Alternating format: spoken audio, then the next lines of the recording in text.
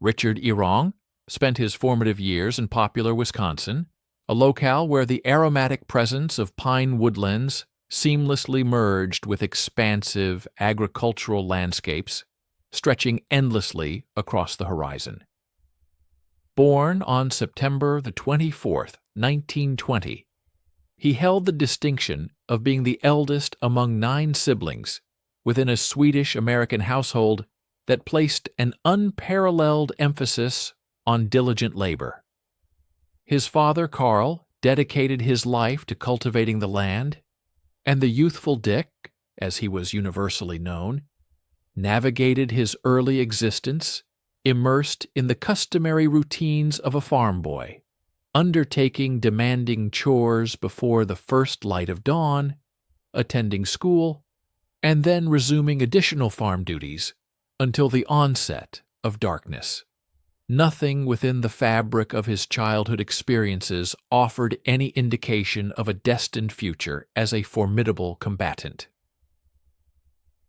He was characterized by reserved demeanor and a systematic approach, the sort of youngster who found greater satisfaction in meticulously repairing an engine than in engaging in self-disclosing conversation. However, a profound shift occurred whenever his gaze ascended toward the heavens. Aircraft sightings were exceptionally rare over the pastoral Wisconsin landscape during the 1930s, and whenever one materialized, Dick would invariably halt his current activity, captivated, and observe its trajectory until it completely vanished from sight. By 1938, he had successfully completed his high school education and subsequently enrolled at Superior State Teachers College. His parents harbored expectations of him pursuing a career as an educator, a venerable profession that promised considerable stability. Yet Dick was quietly formulating alternative aspirations. He had delved into accounts of the Army Air Corps, narratives of individuals who soared through the skies rather than traversing the ground, engaging in combat within a 3-dimensional arena instead of a 2-dimensional plane. In 1941, as the European continent was already engulfed in conflict and geopolitical tensions with Japan steadily escalated, he made a pivotal decision that would irrevocably alter the course of his life. He formally enlisted in the Army Air Corps Aviation Cadet Program. His parents struggled to comprehend why a farm boy who had never before experienced flight in an airplane would harbor such an intense desire to pilot one. Nevertheless, Dick had unequivocally discovered his true calling, even if he lacked the complete articulation to explain it at that moment. The devastating assault on Pearl Harbor occurred on December 7, 1941, while Bong was still undergoing his rigorous training. Suddenly, aviation cadets were no longer merely acquiring a specialized skill, they were actively preparing for the exigencies of full-scale warfare. The entirety of the training program underwent a dramatic acceleration. What had initially been perceived as a career choice rapidly transformed into an intensive survival course. Stay with us and watch the end of the video. We will be grateful for your like and subscription. Dick progressed through his initial primary flight instruction in California, followed by advanced training exercises in Arizona. His instructors immediately discerned a distinctive quality about him. He was not prone to flamboyant displays. He did not engage in risky aerial maneuvers or ostentatious demonstrations. However, his spatial awareness was extraordinarily acute, bordering on the uncanny. He possessed an almost supernatural ability to meticulously track multiple aircraft within a simulated dogfight scenario, while simultaneously maintaining impeccable energy management. One instructor notably documented in his evaluation, natural ability, exceptional. gunnery scores highest in class, lacks aggression. That final observation would ultimately prove to be profoundly ironic. Dick was not inherently aggressive in the conventional sense. He did not engage in verbal taunting or actively seek out confrontations. Instead, he possessed an even more invaluable attribute, an unwavering patience. While other cadets eagerly sought to engage in every aerial skirmish, Dick meticulously analyzed angles, precisely calculated distances, and accurately assessed closure rates. He would patiently await the opportune moment for the perfect shot, rather than expending precious ammunition on low-probability deflection attacks. This profound discipline was a direct inheritance from his upbringing. On a farm, one does not squander bullets during a hunt.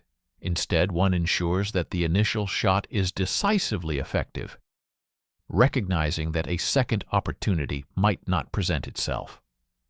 He successfully earned his wings and received his commission as a second lieutenant on January 9, 1942.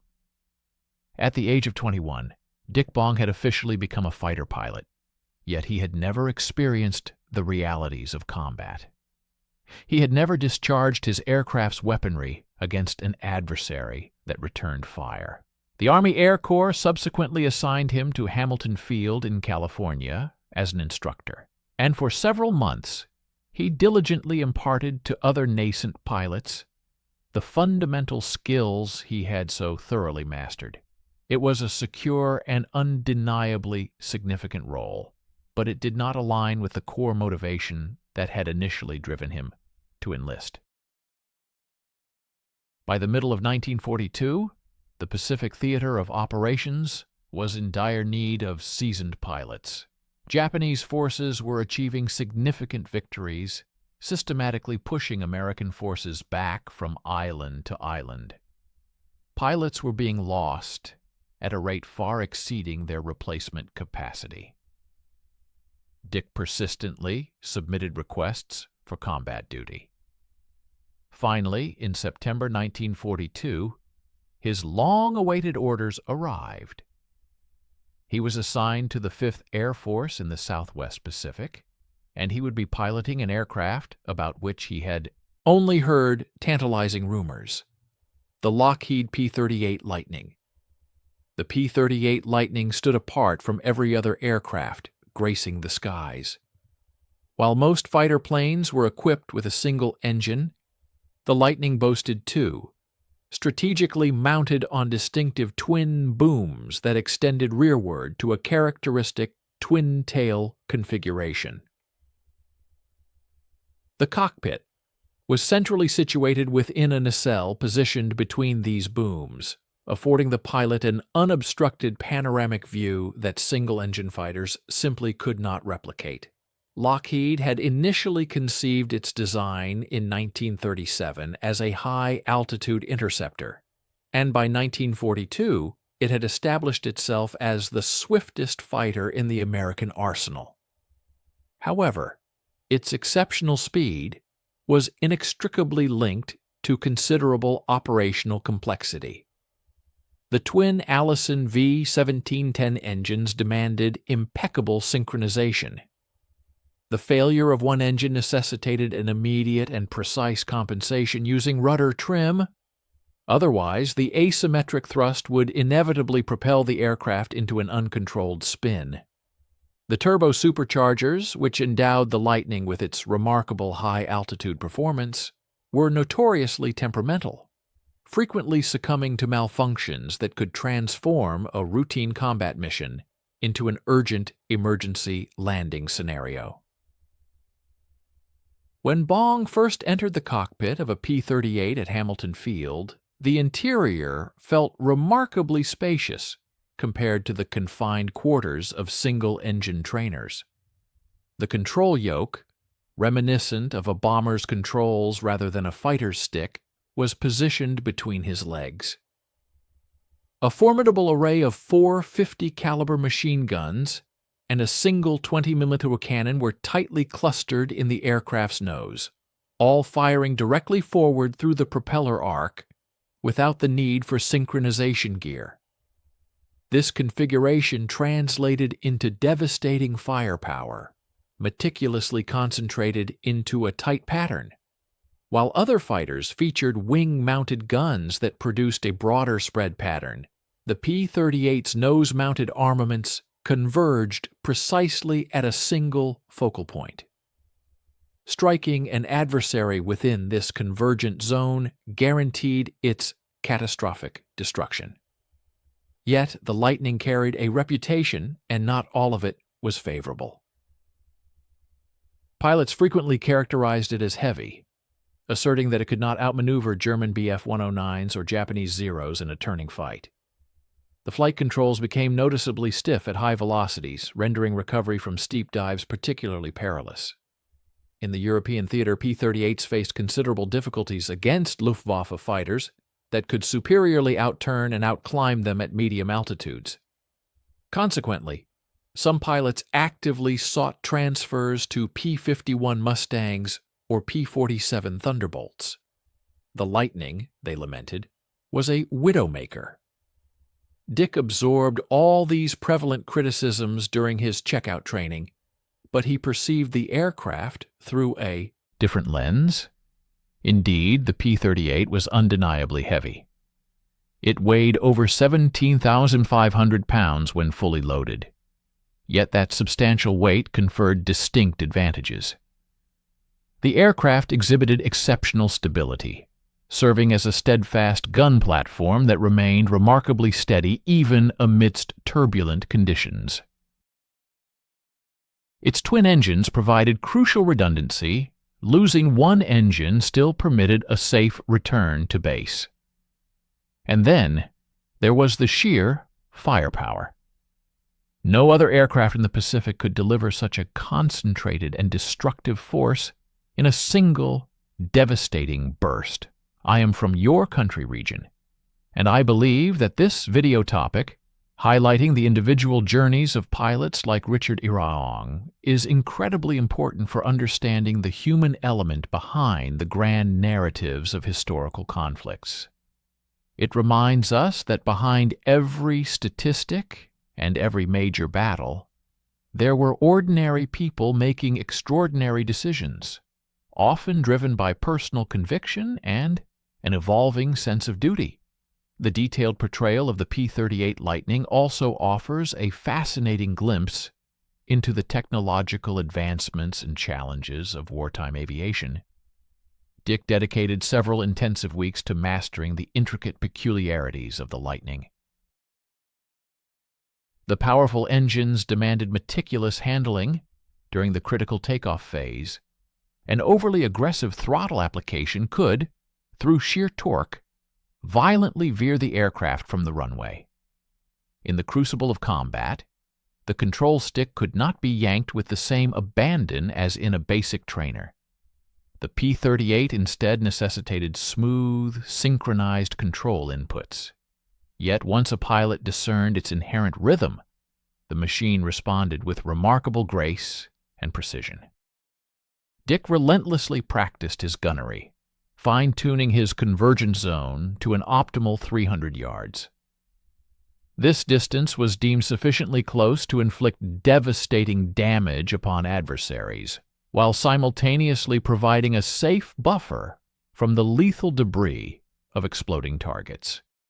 He delved deeply into the Lightning's exceptional energy retention characteristics, recognizing its unparalleled speed in a dive. This formidable velocity, he understood, could be strategically converted into superior altitude, advantageous positioning, and ultimately the decisive edge that secured victory in the tumultuous ballet of a dogfight. The Army dispatched him to the bustling port city of San Francisco in late September of 1942, where he embarked upon a troop transport vessel destined for the distant shores of Australia. The arduous sea voyage spanned many weeks, with the ship executing a perilous zigzag course across the vast Pacific expanse to evade the ever-present menace of Japanese submarines. Dick judiciously utilized this protracted transit period to assimilate the P-38's emergency procedures, to mentally envision myriad combat scenarios, and to fortify his mind for the harsh realities that lay ahead. He had absorbed disillusioning accounts from pilots rotating back from the Pacific Theater, confirming that the Japanese were far from the bumbling, myopic adversaries depicted in simplistic propaganda posters. Instead, they were seasoned, aggressive combatants, and their formidable Zero fighters possessed a maneuverability that could outturn any American aircraft. The crucial advantages available to American pilots, therefore, lay in their superior firepower, their devastating dive speed, and their unwavering commitment to teamwork, all three of which Dick knew he would desperately require. Upon his arrival in Brisbane, Australia, in early November 1942, he received his assignment to the 9th Fighter Squadron, part of the 49th Fighter Group, operating under the 5th Air Force. The unit's operational base was located in Port Moresby, New Guinea, a malarial hellhole savagely carved out of the dense jungle on the island as southern coast. The Japanese forces firmly held the northern coast, with the rugged Owen Stanley Mountains forming a formidable natural barrier between the two opposing powers. Day after day, Japanese bombers relentlessly struck Allied positions, invariably escorted by their agile Zeros. And day after day, American fighters scrambled urgently to intercept these aerial incursions. This desolate, disease-ridden outpost was to be Dick Bong's new home, and his intensive education in the brutal realities of aerial combat was poised to commence in arguably the most unforgiving classroom on Earth. After 2 or 3 paragraphs, ask us to stay with us and watch the end of the video.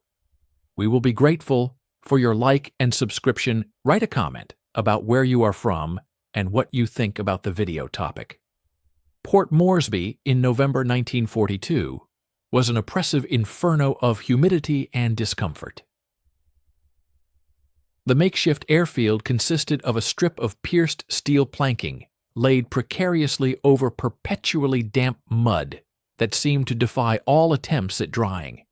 Mosquitoes swarmed in myriad suffocating clouds, so dense they could literally be inhaled. Pilots endured cramped living conditions in tents that baked mercilessly under the tropical sun during the day, offering scant protection from the torrential rains that descended every afternoon with clockwork predictability. Dysentery, malaria, and dengue fever proved to be more lethal, hospitalizing a greater number of men than Japanese bullets ever did. The 49th Fighter Group had been engaged in continuous combat since April, and the toll was starkly evident. Mechanics toiled tirelessly on battle-damaged P-38s, resourcefully scavenging for whatever spare parts they could find. The pilots, weathered and worn, appeared a decade older than their official service records indicated. Dick presented himself to Major Paul Wartsmith, the group commander, who, upon observing the youthful, fresh-faced rookie from Wisconsin, promptly assigned him to fly as a wingman for seasoned pilots. It was a stark reality that nobody survived long in the perilous skies above New Guinea by attempting to be a hero on their maiden mission. Dick, as inaugural combat sortie, unfolded on December 27, 1942. Intelligence reconnaissance had reported Japanese bombers inbound from Rabaul, targeting Allied shipping anchored in the harbor. The 9th Fighter Squadron immediately mobilized 16 P-38s, ascending aggressively to meet the looming threat. Dick flew in the crucial wingman position, meaning his responsibilities were fundamental: adhere closely to his leader, diligently protect his tail, and under no circumstances engage in any imprudent actions.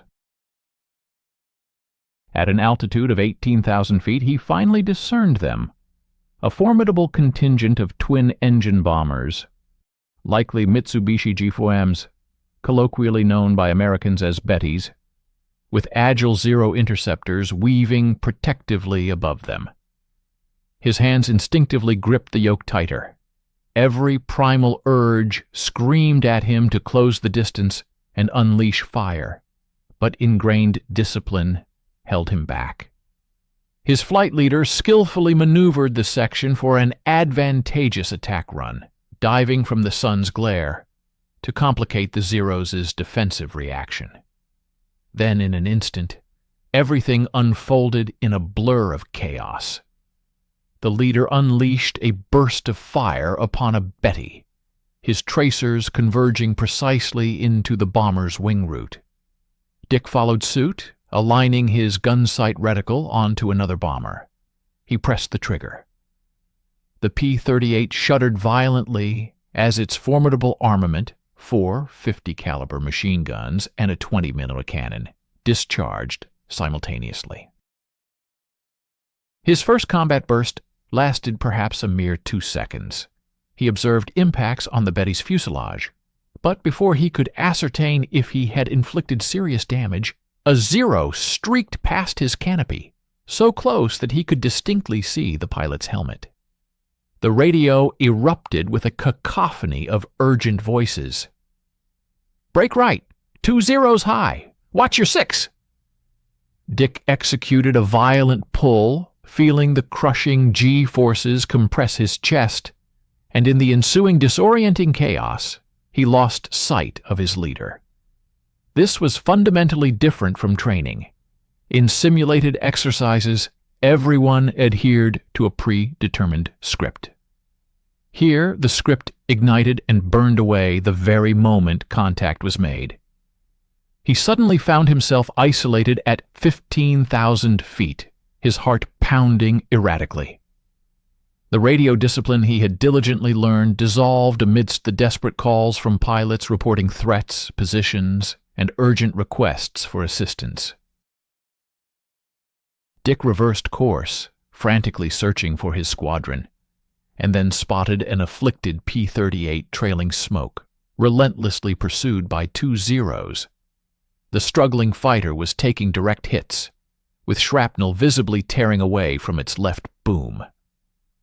Without a moment for conscious thought, Dick instinctively plunged into a dive, the airspeed indicator needle wound rapidly upwards, 320, 340, 360 miles per hour. The P-38 yearned to accelerate further, but the controls were progressively stiffening under the immense aerodynamic pressure.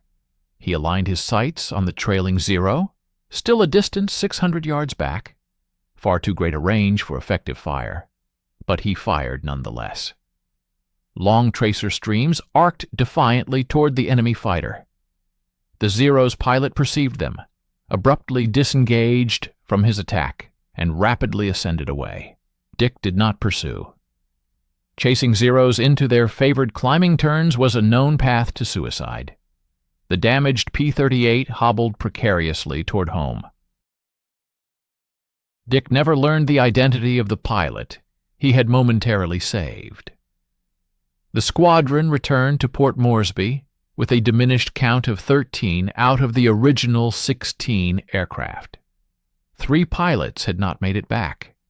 One was tragically verified as killed when his P-38 perished in an explosion after a Zero attack. The other 2 were unaccounted for, missing in action. Perhaps they had crashed deep within the impenetrable jungle. Perhaps they had made it to the water and would be picked up by rescue boats. But in the grim reality of war, it was remote. After the post-mission analysis, Dick sat heavily on his cot, meticulously pondering every second of the dogfight. He acknowledged that he had fired at 2 targets and had ineffectually hit neither. His formation discipline had eroded the moment the situation descended into chaos. He had aborted an attack, instead of pressing it. By his own rigorous standards, he felt he had disappointed himself. Nonetheless, he was alive, and the P-38 had performed flawlessly, exactly as promised. It had outpaced the Zeros in the dive, and its potent, concentrated firepower had been sufficient to intimidate an enemy already committed to a kill. He had gained more invaluable experience in those intense 20 minutes of combat than in months of simulated training. Following many months of rigorous preparation, the ensuing 6 weeks saw Dick embark on an additional 23 operational sorties. A significant portion of these assignments involved providing escort for bomber formations or conducting routine patrol flights, typically devoid of any notable incidents. However, a select number of these missions escalated into intense, protracted aerial skirmishes above the turbulent waters of the Bismarck Sea or the strategically vital Solomon Islands. During these engagements, he discharged his aircraft's weaponry on 14 separate occasions, reporting successful hits on 3 distinct enemy aircraft. Yet none of these potential victories were officially corroborated as destroyed. The group's intelligence officer meticulously outlined the stringent criteria for confirmation, irrefutable gun camera footage, depicting the target's explosive disintegration, or, alternatively, a credible eyewitness account from a fellow pilot, affirming the kill. Mere damage, or even the strong probability of destruction, simply did not suffice for official credit.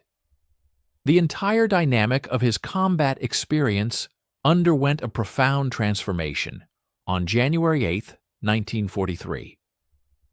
Dick was participating in a reconnaissance sweep mission over Leh, a heavily fortified Japanese stronghold, situated along New Guinea's northern coastline, when his flight unexpectedly encountered a formidable formation of Zero fighters. These Zeros were engaged in escorting Val dive bombers as they returned from a recent offensive strike. The enemy aircraft were flying at a relatively low altitude, approximately 8,000 feet, affording Dick's P-38 Lightning Squadron a distinct advantage in elevation. His flight leader promptly initiated the attack, issuing the command to bounce, and the section executed a rapid, aggressive dive. In this pivotal moment, Dick's thoughts were entirely devoid of procedural guidelines or the theoretical doctrines his instructors had meticulously imparted. 6 weeks of relentless, high-stakes combat had fundamentally rewired his neural pathways, enabling him to process complex tactical information with an astonishing rapidity that transcended conscious deliberation. He instinctively selected a Zero positioned on the periphery of the enemy formation, one that appeared oblivious to the approaching P-38s, and his mind instantaneously computed the precise deflection angle required. His hands moved with an almost preternatural coordination across the flight controls, the rudder subtly adjusted for alignment. A gentle pressure on the stick maintained the tracking, and the throttles were expertly manipulated to control the closure rate with the target. He initiated his firing sequence from a distance of 400 yards, skillfully guiding his stream of tracer rounds directly into the enemy fighter. The Zero's right-wing root erupted violently, showering the air with a cascade of shattered debris. The stricken fighter immediately snapped into an uncontrollable spin and plummeted earthward, leaving a vivid trail of smoke and flames in its wake. Dick, however, did not linger to observe its impact. Another Zero was executing a sharp, desperate left turn, evidently attempting to create separation. But the P-38's inherent superior speed propelled Dick swiftly through the heart of the Japanese formation before the enemy pilots could adequately react. He pulled upwards, converting his immense speed into valuable altitude. and then maneuvered his aircraft to prepare for a subsequent attack run. Stay with us and watch the end of the video. We will be grateful for your like and subscription. Please write a comment about where you are from and what you think about the video topic. During this subsequent pass, he identified a VAL dive bomber attempting to evade at an extremely low altitude, barely skimming the wave tops. The bomber's rear gunner immediately opened fire, sending tracers arcing lazily towards Dick's canopy. But the considerable range and the relatively sparse defensive fire rendered the attempt largely ineffective. Dick methodically closed the distance to 250 yards before unleashing a concentrated 3-second burst of gunfire. The VAL's left engine detonated with immense force. The crippled bomber then pitched sharply downwards, impacting the water at an estimated speed of 200 miles per hour. This single mission had yielded 2 officially confirmed kills for Dick. Upon his return to Port Moresby, the gun camera footage unequivocally corroborated his claims, and the group commander personally extended his congratulations. Yet, Dick found no cause for celebration. Instead, he meticulously reanalyzed the entire engagement, frame by agonizing frame, within his own mind, identifying numerous perceived errors. He had initiated fire on the Zero too prematurely, thereby squandering precious ammunition. Furthermore, he had lingered within the dive bomber's kill zone for nearly 2 seconds, affording the rear gunner multiple opportunities to land a potentially fatal hit. He concluded that sheer luck had played as significant a role in his survival as his piloting skill. He resolved that he absolutely needed to improve. A mere 3 days later, fate presented him with another opportunity to test his mettle. A mission conducted over Huon Gulf rapidly devolved into a chaotic, swirling dogfight when a formidable contingent of 16 Zeros ambushed the P-38 formation. Dick masterfully leveraged the Lightning's inherent superior dive speed to isolate a single Zero from its protective wingmen. He then expertly exploited his aircraft's exceptional energy retention capabilities to rapidly climb back to altitude before the remaining enemy fighters could adequately respond. He cornered the isolated Zero during a climbing turn, a notoriously disadvantageous position for any fighter pilot, and fired from 300 yards directly astern.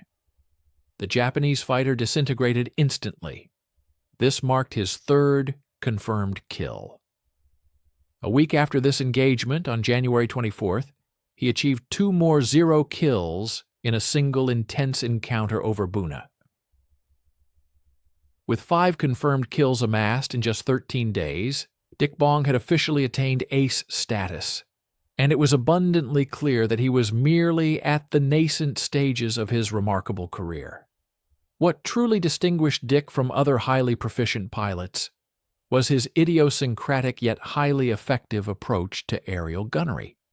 While many of his contemporaries adopted a spray-and-pray methodology, maintaining continuous trigger pressure and simply hoping to connect with a target, Dick meticulously fired, in short, precisely controlled bursts. He had calculated that his aircraft's armament carried sufficient ammunition for approximately 15 seconds of uninterrupted firing. 15 seconds, while seemingly ample in theory, becomes agonizingly brief in the frantic reality of a dogfight where targets materialize and vanish in mere fractions of a second. Dick's average burst duration was a mere 3 seconds, which translated to the ability to execute 12 distinct, carefully aimed shots before exhausting his ammunition supply. Each individual shot was executed with painstaking precision, discharged only when the geometric alignment with the target was absolutely optimal. His kill-to-ammunition ratio was nothing short of extraordinary. Whereas other pilots might expend 1,000 rounds for a single confirmed kill, Dick achieved his victories with an average expenditure of only 400 rounds. He had also achieved an unparalleled mastery of deflection shooting, the intricate art of accurately striking a target that is moving perpendicular to one's own flight path. Most pilots struggled immensely with correctly leading a moving target. They would instinctively aim at the enemy's current position rather than anticipating where it would be by the time their projectiles arrived. Dick, having grown up hunting ducks in the marshlands of Wisconsin, possessed an innate understanding of leading moving targets with a shotgun, and the underlying principle was identical in aerial combat. He had painstakingly refined this crucial skill through a unique technique he had devised himself. During routine training flights, he would diligently practice tracking P-38s from his own squadron, maintaining his gun sight's pipper consistently ahead of them in simulated deflection shots. While his squadron mates initially regarded his practice as peculiar, this unconventional training regimen ultimately yielded immense dividends in actual combat. In the intense crucible of battle, his brain instinctively calculated the necessary lead angles with remarkable accuracy. By February 1943, Dick had accumulated 7 confirmed kills and earned the profound respect of every pilot within the 49th Fighter Group. However, he had also come to comprehend a more unsettling aspect of combat, its inherent addictive quality, the heightened state of awareness, the peculiar way in which time appeared to decelerate during an engagement, and the raw, savage satisfaction derived from executing a flawless shot were experiences unparalleled in civilian life.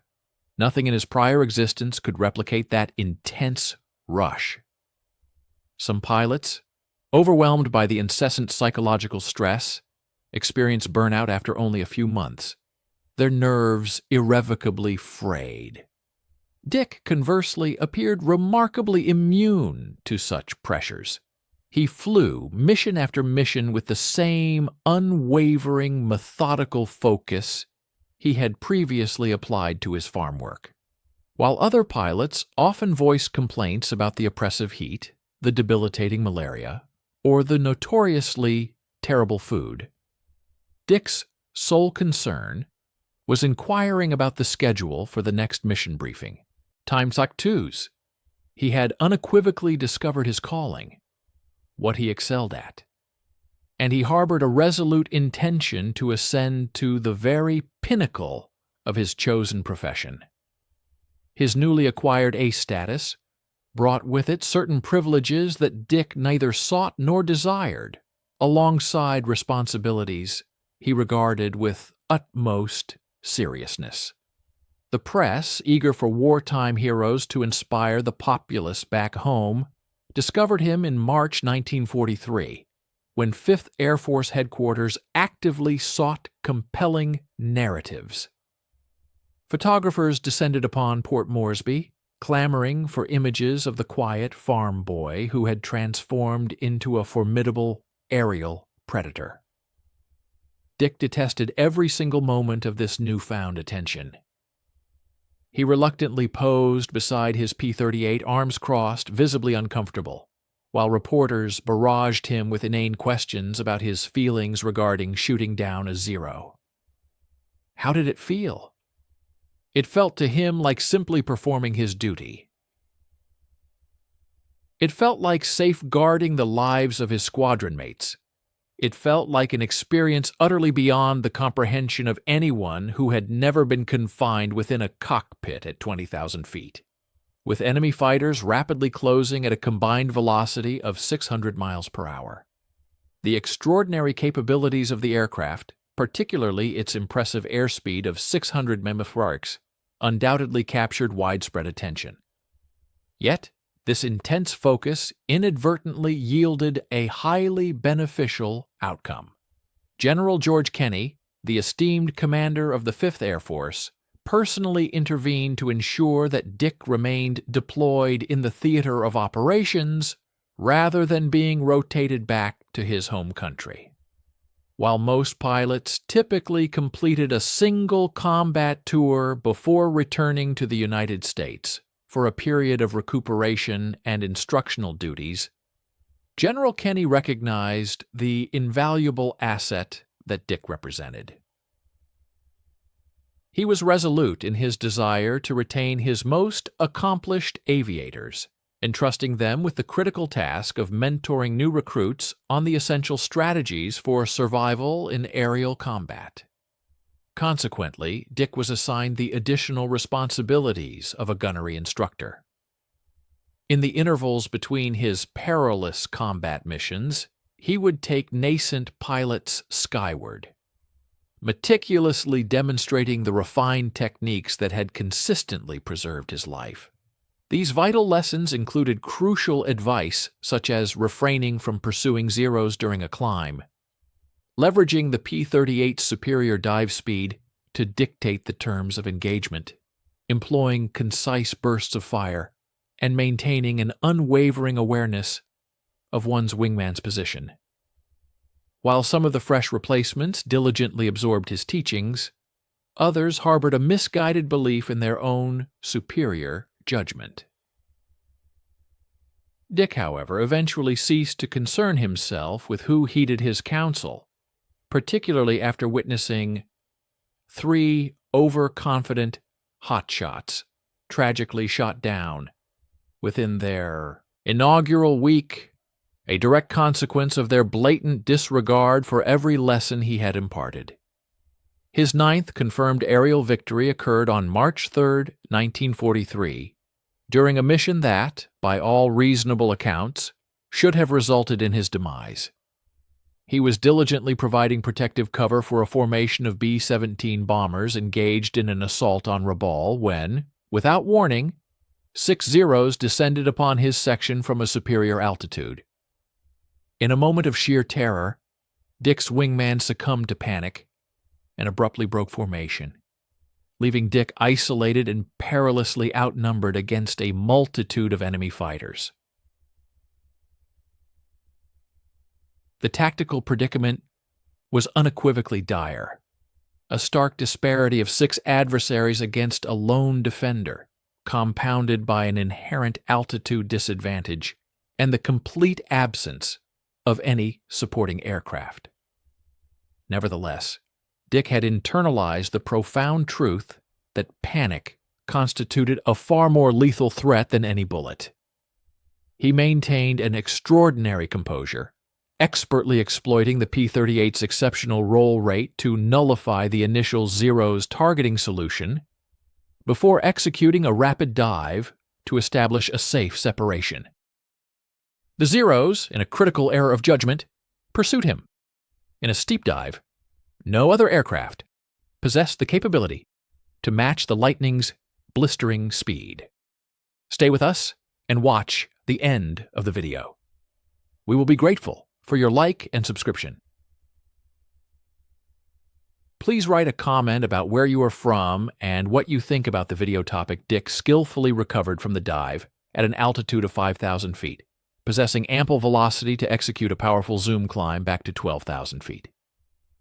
The pursuing Zeros were still committed to their downward trajectory when Dick, with masterful precision, reversed his course and ensnared one of them in a climbing turn. He unleashed a 2-second burst of concentrated fire that violently severed the Zero's tail assembly. The remaining Zeros, likely low on fuel, disengaged from the attack. Dick returned to base alone, his P-38 entirely unscathed, and subsequently submitted a report that led to his wingman being grounded for a week. By April, he had accumulated an impressive tally of 12 kills and had forged an formidable reputation throughout the theater. Other pilots meticulously studied his innovative tactics, and his gun camera footage became indispensable material for training films. The dedicated mechanics assigned to his P-38 took immense pride in meticulously maintaining it in impeccable condition.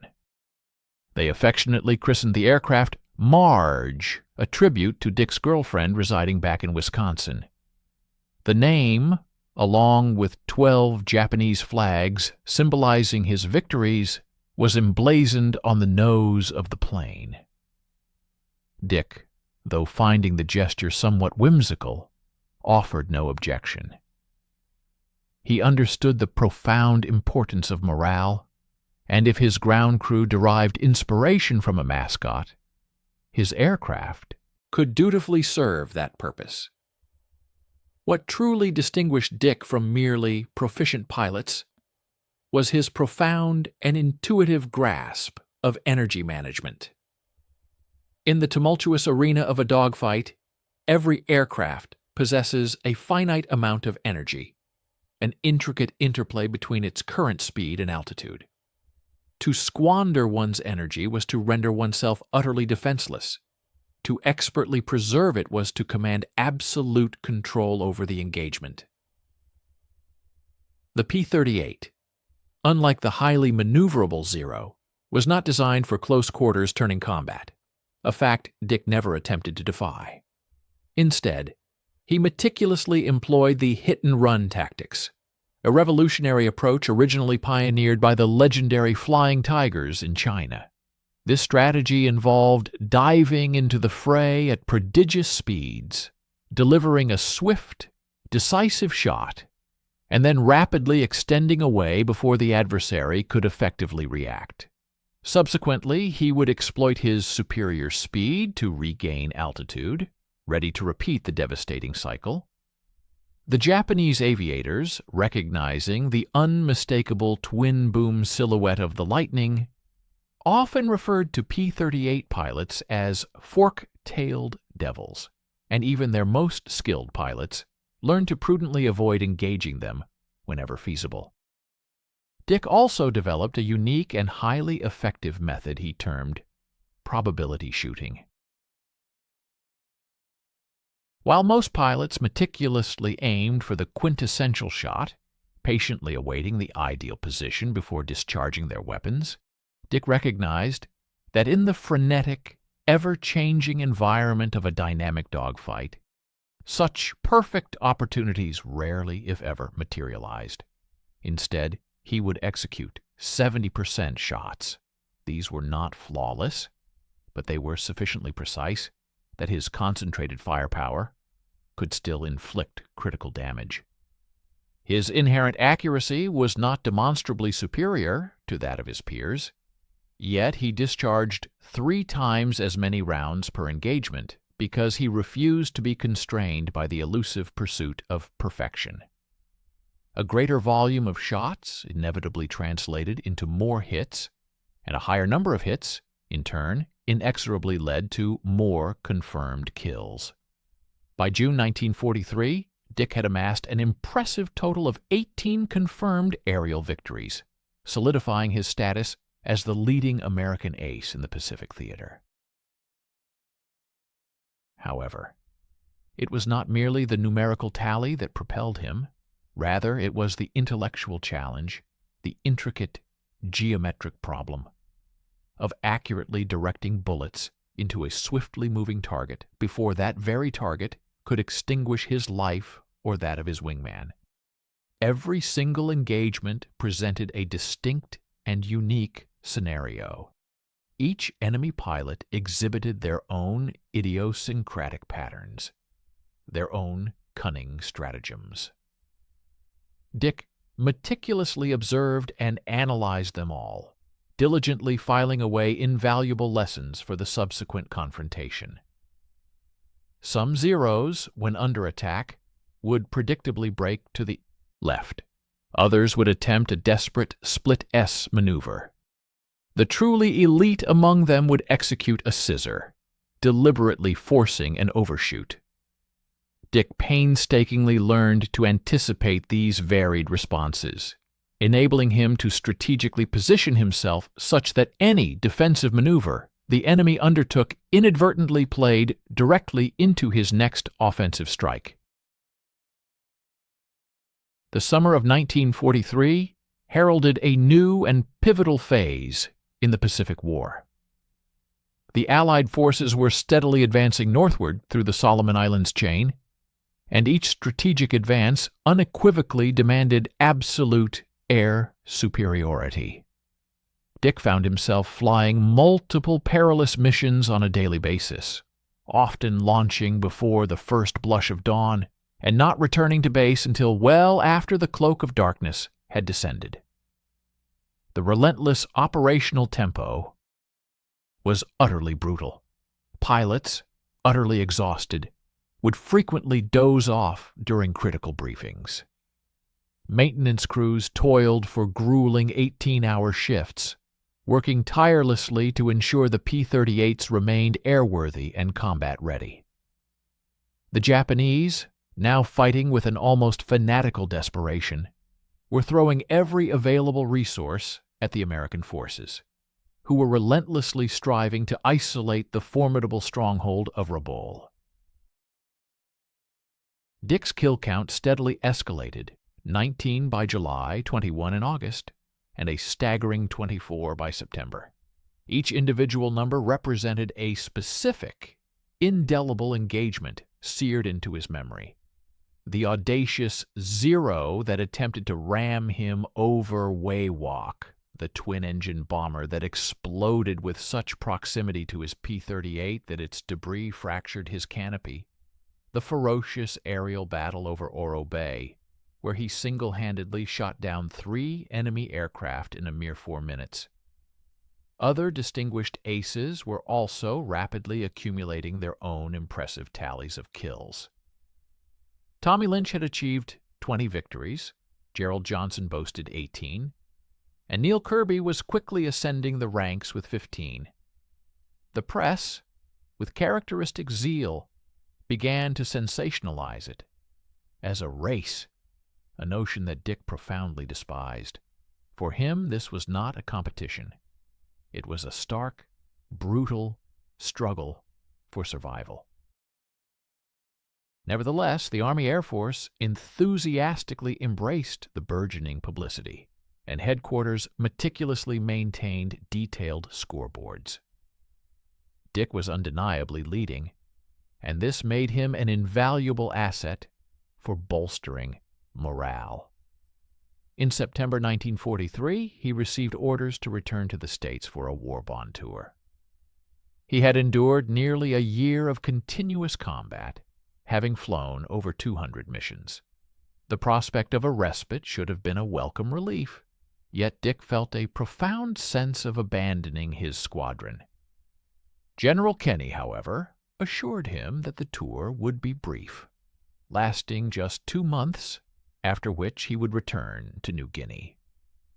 Returning to the theater of war in New Guinea, the America that greeted him in late 1943 was a markedly different nation from the one he had departed. The entire economic landscape had been profoundly reshaped by the relentless demands of wartime production. Women, a vital and burgeoning workforce, had stepped into factories, their skilled hands assembling the very aircraft that Dick would pilot into battle.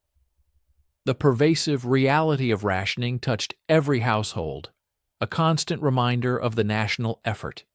And in this environment, a bona fide war hero was a figure of immense public fascination. Dick embarked on an arduous cross-country tour, traversing 23 cities and delivering speeches he had painstakingly committed to memory, a testament to his deep-seated aversion to public speaking. During one notable stop, he visited the Lockheed plant in Burbank, California, where dedicated workers crafting P-38s eagerly sought his autograph, emblazoning fuselage panels with his signature before they were meticulously riveted into place. His journey eventually led him back to his home in Wisconsin, where his parents struggled to reconcile the gaunt, malaria-stricken young man before them with the robust farm boy they had known. Amidst this whirlwind, he found solace with Marge, his beloved girlfriend, and proposed marriage, contingent on the war's conclusion. Her affirmative response, he later reflected, was the singular redeeming aspect of an otherwise exhausting and emotionally taxing tour. In December 1943, Dick was once again deployed to the Southwest Pacific, this time assigned to the 49th Fighter Group's Operations Section, serving as a highly valued tactical advisor. His official duties encompassed the meticulous planning of missions and the rigorous training of nascent pilots. However, his unofficial yet equally crucial role was the continued destruction of Japanese aircraft. During his brief absence, the formidable P-38 had undergone significant enhancements. The newly introduced J model boasted more potent engines and superior dive characteristics, greatly improving its combat efficacy. Dick dedicated a week to requalifying with the upgraded aircraft, then plunged back into the maelstrom of combat with his characteristic, unwavering intensity. On January 7, 1944, he achieved his 25th confirmed kill, downing a 0 over Wadham Island. A mere 2 weeks later, he added 2 more victories, numbers 26 and 27, during a single mission escorting B-24s to Rabaul. Yet the Japanese forces were not static. They were adapting, albeit with a new breed of pilot. Their newer aviators lacked the seasoned experience of the 1942 veterans, most of whom had perished in the relentless fighting. These replacements, though aggressive, were often poorly trained, prone to reckless kamikaze-style assaults that, through sheer desperation, occasionally found their mark. Stay with us and watch the end of the video. We will be grateful for your like and subscription. Please write a comment about where you are from and what you think about the video topic. February presented Dick with 2 harrowing near-death experiences. The first transpired when a crippled Zero, in a desperate maneuver, attempted to ram his aircraft, narrowly missing him by less than 10 feet. The second incident occurred during a mission over Wewak, where his port engine sustained damage from ground fire, causing a critical loss of oil pressure. With remarkable skill and an intimate understanding of his aircraft's mechanics, he painstakingly nursed the P-38 back to base on a single engine, a grueling 3-hour flight that pushed his expertise to its absolute limits. The Lightning barely made it, and the maintenance chief later informed him that the engine would have inevitably seized within another 15 minutes. March heralded additional victories for Dick, securing his 30th kill during an intense dogfight over Taji, followed by numbers 31 and 32 within the span of a single week. He was now flying alongside a new wingman, Thomas Lynch, an accomplished ace in his own right with 20 confirmed kills. Their partnership quickly blossomed, founded upon mutual respect and a synergy of complementary skills. Lynch was known for his aggressive flying style, often pressing attacks that Dick might have cautiously disengaged from. Conversely, Dick maintained a more circumspect approach, meticulously calculating angles while Lynch's daring maneuvers often created tactical disarray among enemy formations. Together, their combined efforts proved devastatingly effective. On April 3, 1944, they intercepted a formidable formation of Japanese aircraft intent on attacking Allied shipping. Dick, with breathtaking precision, shot down 3 enemy planes, while Lynch accounted for 2. These 5 combined victories in a single mission established a new, impressive squadron record. By mid-April, Dick's confirmed kills had climbed to 36, but the relentless pressure of continuous combat had left him profoundly exhausted in ways that even restorative sleep could not alleviate. He had endured over 18 months of uninterrupted combat, with only his brief stateside tour offering a temporary respite. His hands occasionally trembled when he was not at the controls of his aircraft, and he had shed 30 pounds from his already slender physique. The flight surgeon, observing clear signs of combat fatigue, recommended grounding him, but Dick adamantly refused. He was tantalizingly close now to achieving an unparalleled milestone for an American pilot. The highest-scoring American ace from World War I, Eddie Rickenbacker, had achieved 26 kills, a mark Dick had surpassed months prior. Now he relentlessly pursued the elusive number 40, a tally that once seemed utterly unattainable, but was now undeniably within his grasp. April 12, 1944, commenced like countless other mornings in New Guinea. A stifling heat, persistent mosquitoes, and a mission, briefing scheduled for 05 to 30 hours. Intelligence reports indicated the presence of Japanese fighters operating in the vicinity of Hollandia, and the 49th Fighter Group was tasked with meticulously clearing the airspace before the arrival of Allied bombers. During the briefing, Dick meticulously scrutinized the maps, absorbing every detail of the terrain, potential approach vectors, and crucial emergency landing fields should unforeseen circumstances arise. He had flown over this particular area dozens of times, possessing an intimate knowledge of every mountain ridge and coastal inlet. His P-38 had undergone a thorough pre-flight inspection and was fully fueled, its guns precisely bore-sighted the previous night. Everything was routine, save for one crucial detail. Dick had 36 confirmed kills and required just 4 more to reach the monumental figure of 40. The mission launched precisely at 07,000 hours, with a formation of 12 P-38s steadily ascending into a sky partially obscured by broken cloud cover.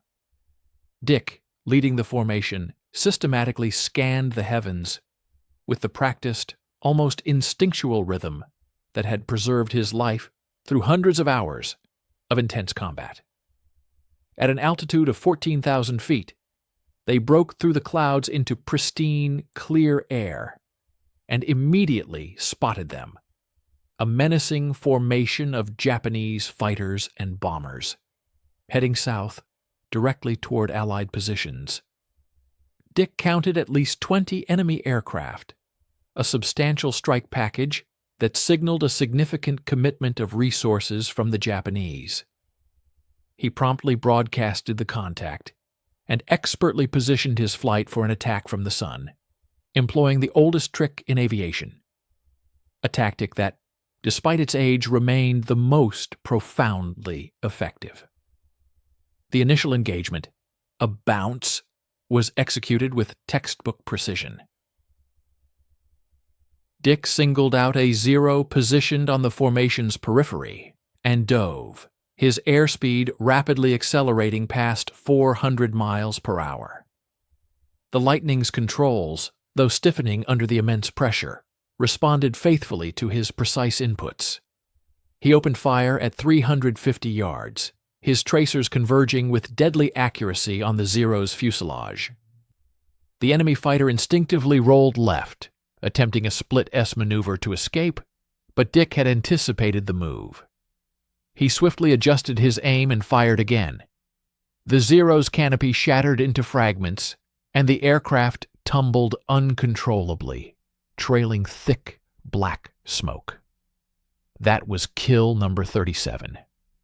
Dick executed a hard pull-up, the crushing G-forces pressing him deep into his seat, and immediately acquired another target, a twin-engine bomber desperately attempting to flee toward the coast. He closed the distance to 300 yards and unleashed a 3-second burst into the bomber's right engine. It erupted in a spectacular shower of debris, and the bomber nosed over, plummeting toward the dense jungle below. That was kill number 38. The engagement swiftly devolved into a chaotic, swirling dogfight as both sides became inextricably mixed. Dick's wingman urgently called out the presence of Zeros at a higher altitude, and Dick executed a hard reversal to confront them. 2 Japanese fighters were observed diving on a P-38 that was already trailing smoke. Dick expertly cut them off, firing a precise deflection shot at the lead Zero.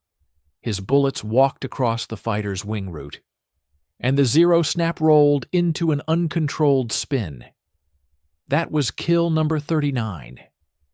Dick had no time to observe its descent. The second Zero had reversed its course and was now climbing directly toward him, its pilot displaying enough skill to recognize Dick as the primary threat. They met almost head-on at a combined closing speed exceeding 600 miles per hour. Dick fired first. Simultaneously, the Zero also opened fire. Tracers flashed perilously past Dick's canopy. He felt distinct impacts on his left wing, but maintained his relentless fire. The Zero's engine erupted in a fiery explosion, and the aircraft violently broke apart in the sky. That was kill number 40.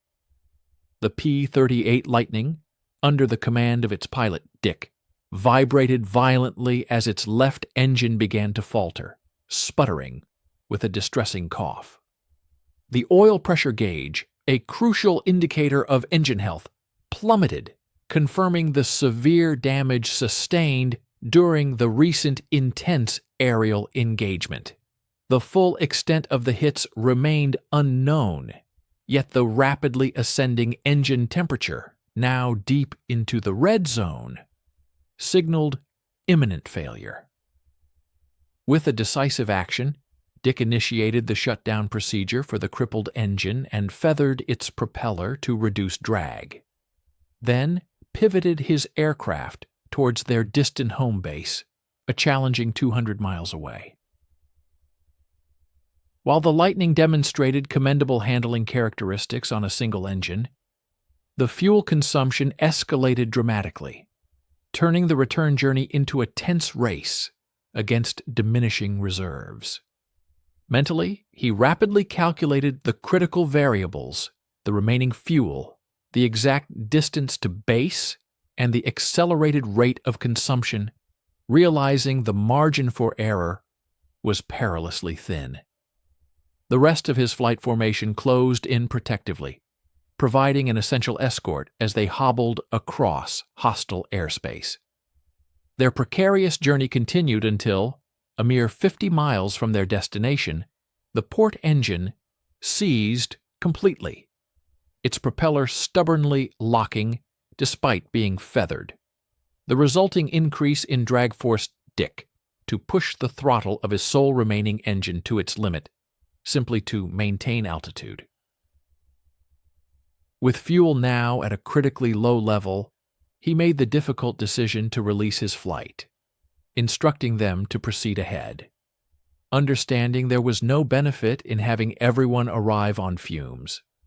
Dick pressed on alone for the final 30 miles, his gaze fixed on the fuel gauge needle, which quivered precariously just above the empty mark.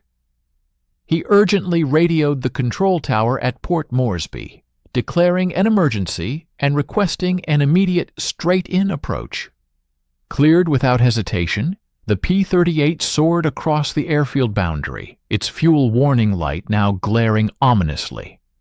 Dick executed a long touchdown, allowing the aircraft to roll out, and precisely as he guided the plane off the runway, the starboard engine, too, finally sputtered into silence. The ground crew, upon inspecting the battle-scarred aircraft, discovered a staggering 17 bullet holes, riddling the left wing and its engine nacelle. with an additional 3 perforations found in the right wing. One particularly dangerous round had pierced the fuel tank, underscoring the sheer luck of his return. General George Kenney, a figure of significant authority, was already awaiting Dick at operations as the pilot emerged from the cramped cockpit, his face etched with fatigue. The general delivered the momentous news: 40 confirmed aerial victories, a new and unparalleled American record. Without delay, General Kenney ceremonially pinned the Distinguished Service Cross onto Dick's flight suit directly on the tarmac, a profound recognition of his extraordinary valor and skill, though Dick himself confessed a preference for the simple comforts of a shower and a nourishing meal. The eager press corps, ever watchful for a compelling narrative, swiftly crafted their headline: "Farm Boy from Wisconsin becomes America's ace of aces." Yet, amidst the accolades and burgeoning fame, Dick's primary concern remained refreshingly pragmatic. He simply wanted to know when maintenance could restore his P-38 to fighting condition, for the unspoken reality was that another mission always loomed on the horizon. The remarkable achievement of 40 confirmed kills established a new benchmark, though Dick was destined to further expand upon this impressive tally. In the ensuing months, he continued to execute additional combat sorties, despite the command's growing inclination to safeguard their most celebrated ace, rather than expose him to daily risks. Each subsequent victory served only to amplify his burgeoning legend, cementing his status as an unparalleled aerial combatant. However, it was the landmark figure of 40, attained on that fateful day of April 12, 1944, that truly etched his name into the annals of history, a testament to his extraordinary prowess and unwavering dedication. We invite you to stay with us and watch the remainder of this compelling video. We would be incredibly grateful for your like and subscription to our channel. Please also consider leaving a comment below, sharing where you are from, and your thoughts on the significant topic discussed in this video. What genuinely distinguished Richard Bong from his contemporaries was not an inherent preternatural talent or lightning-fast reflexes. Indeed, numerous other pilots possessed superior eyesight, quicker reaction times, or more overtly aggressive temperaments. Instead, what unequivocally set Dick apart was a profound sense of discipline, honed to an exquisite art form. He approached the brutal ballet of aerial combat with the same methodical precision and unwavering patience he had applied to his farm work, meticulously attending to minute details that others routinely overlooked. While many hotshot pilots relied predominantly on raw instinct and unbridled aggression, Dick diligently studied intricate ballistics tables and scrupulously calculated optimal firing ranges. And where others indiscriminately expended ammunition, merely hoping for a lucky hit, Dick consistently delivered controlled, economical bursts at the precisely opportune moment. His kill-per-sortie ratio was nothing short of extraordinary, not because he flew an unprecedented number of missions, but because he ensured that every single mission counted, maximizing its effectiveness with unparalleled focus. The venerable P-38 Lightning, despite its initial struggles with reputation, undeniably proved its formidable capabilities when wielded by Dick. Critics had previously asserted that it lacked the agility for dogfighting, that it couldn't outmaneuver enemy fighters in tight turns, and that its intricate design rendered it excessively complex for the rigors of combat conditions. Dick, however, systematically disproved these criticisms by steadfastly refusing to engage the enemy on their terms. He masterfully exploited the Lightning's inherent strengths, its blistering speed, overwhelming firepower, and superior altitude performance, while assiduously avoiding situations that would expose its known weaknesses. Whenever other P-38 pilots voiced complaints about the aircraft's perceived limitations, Dick would invariably pose a singular, incisive question. Are you trying to turn with zeros? If the answer was affirmative, he would patiently elucidate the folly of such tactics.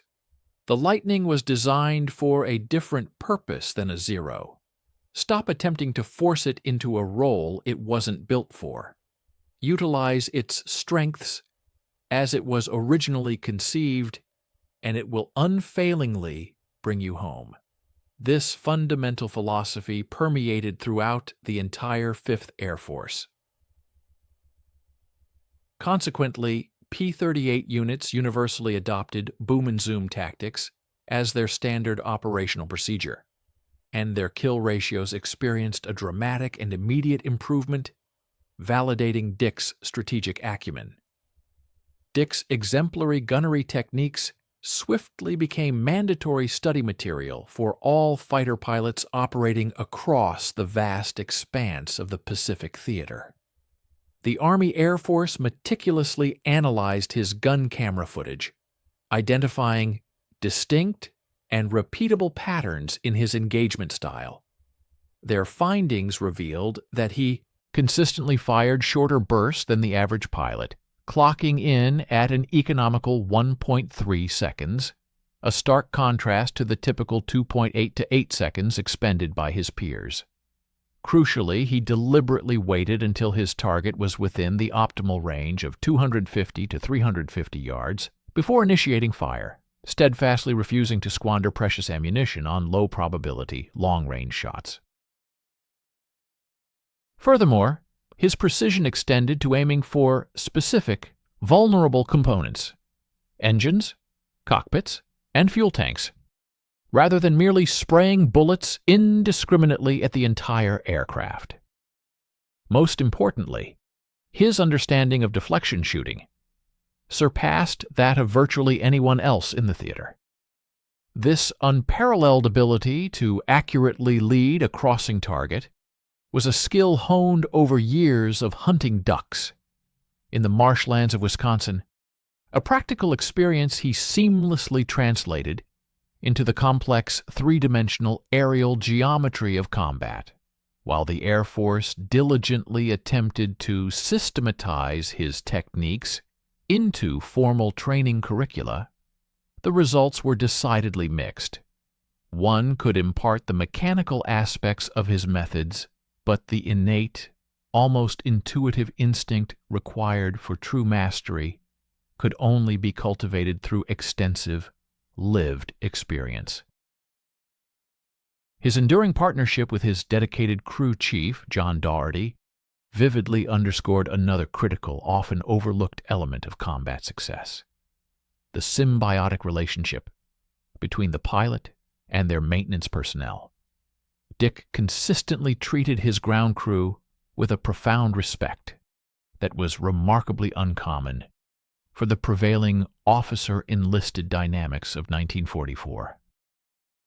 He listened attentively when they explained intricate mechanical issues, valuing their expertise. He placed unwavering trust in their professional judgment regarding the aircraft's operational limits and capabilities. In return for this exceptional consideration, they ensured his P-38 was maintained in a state of readiness superior to any other plane in the squadron. Consequently, when other aircraft were frequently grounded for essential maintenance, Dick's Lightning was almost invariably mission-ready. This unwavering reliability directly translated into more combat hours, presenting him with more opportunities for engagement, and ultimately more confirmed kills. This demonstrated that success in aerial combat was not solely determined by what transpired in the skies. It was profoundly influenced by meticulous logistics, dedicated maintenance, mutual trust, and robust relationships forged on the ground. The final, official tally of his confirmed aerial victories stood at 40, a number often accompanied by an asterisk. Some military historians contend that Dick's true total should be closer to 48, advocating for the inclusion of probable kills and damaged aircraft, partially supported by gun camera footage. However, Dick himself never advocated for inflated numbers. He possessed a clear understanding that combat records necessitated rigorous standards, and that exaggerated claims inevitably undermined credibility. The figure of 40 confirmed kills was the number that held genuine significance because each of these victories was witnessed, meticulously documented, and independently verified. This unwavering discipline, his refusal to claim anything that could not be unequivocally proven, was a direct reflection of his inherent character. He could have easily emulated certain other aces who claimed every damaged aircraft as a definitive kill. Instead, he consistently held himself to an exceptionally higher standard of integrity and accuracy. The pursuit of a higher standard defined his brief but impactful existence. Following the cessation of hostilities, Dick found himself assigned to the critical role of test pilot, meticulously evaluating the nascent generation of jet aircraft at the bustling facilities in Burbank, California. A poignant coincidence marked his personal life on August 6, 1945, the very day the world grappled with the news of the atomic bomb's deployment over Hiroshima. Dick exchanged vows with Marge, embarking on a marital journey that would tragically span merely 4 months. Indeed, precisely 4 months after their wedding, on December 6, 1945, while conducting an acceptance flight for a state-of-the-art P-38 shooting star, an unforeseen and catastrophic mechanical failure occurred as both primary fuel pumps ceased operation during the critical phase of takeoff. The advanced jet fighter suddenly rendered powerless, plummeted into an open field situated just north of Burbank. At the tender age of 24, the unassuming farm boy, who had astonishingly navigated over 200 perilous combat missions and confronted hundreds of enemy aircraft in the skies, met his untimely end not in the heat of battle, but during a seemingly routine test flight, a victim of unforeseen mechanical malfunction. The profound irony of this fate was acutely felt by everyone who knew him. Dick had often sagely remarked that mechanical issues, if not accorded due respect and vigilance, posed a graver threat than any hostile fighter pilot. His enduring legacy, however, transcended the mere tabulation of aerial victories and personal records. The innovative aerial combat tactics he pioneered were not simply adopted but codified into established doctrine, fundamentally reshaping the very essence of fighter engagement. Concepts such as precise energy management, the devastating effectiveness of boom and zoom attacks, the meticulous application of disciplined gunnery, and the seamless integration of wingman coordination became the foundational pillars upon which modern fighter combat was built for subsequent generations of aviators. Furthermore, the P-38 Lightning, an aircraft initially met with skepticism, achieved widespread acceptance and renown largely because Dick unequivocally demonstrated its formidable capabilities when expertly wielded. More profoundly, the exemplary conduct he consistently displayed a rare blend of unwavering professionalism, devoid of ego, unparalleled competence, unblemished by arrogance, and a lethal effectiveness tempered by a complete absence of cruelty, established the definitive archetype for what a truly exceptional fighter pilot ought to embody. Stay with us and watch the end of the video. We will be grateful for your like and subscription. Write a comment about where you are from and what you think about the video topic. Even now, more than 70 years after his tragic demise, the intricate combat techniques perfected by Richard Bong continue to be a subject of intensive study for contemporary fighter pilots across the globe. This quiet, unassuming farm boy, hailing from the serene landscapes of Wisconsin, harbored no desire for widespread fame, nor did he actively pursue personal glory. His singular ambition was simply to execute his duties with utmost proficiency and dedication. In achieving this humble objective, he inadvertently ascended to the status of the definitive benchmark, the standard against which all other fighter pilots are ultimately measured.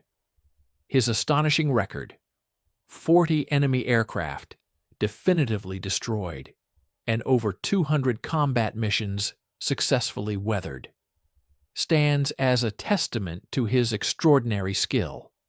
He was that singular pilot who conclusively demonstrated that unwavering discipline, strategic patience, and pinpoint precision would invariably prove superior to mere raw aggression in the crucible of aerial warfare. That, in essence, was Richard Bong's personal war, and that, unequivocally, was his ultimate triumph.